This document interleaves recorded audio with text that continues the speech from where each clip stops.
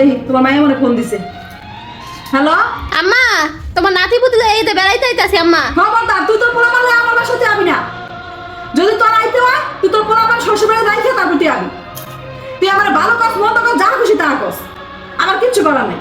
কি ব্যাপার মেয়ের আইবার ছেলে আইতে দাও, সমস্যা কি বেড়াইলে?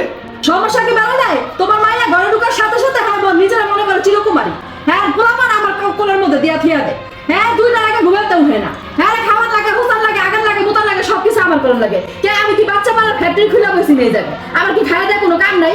4-5টা বাচ্চা পালা মানুষ করছে, এখন আবার কি হয়েছে? এখন কি আগে পোলা পালন করার লাগবে কি আমার?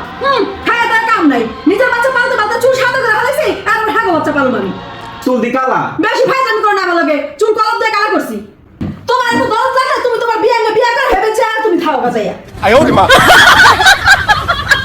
বিয়েটা আমার সুন্দরী, অফারটা তো খারাপ দেয় না। আমি কিন্তু রাজি।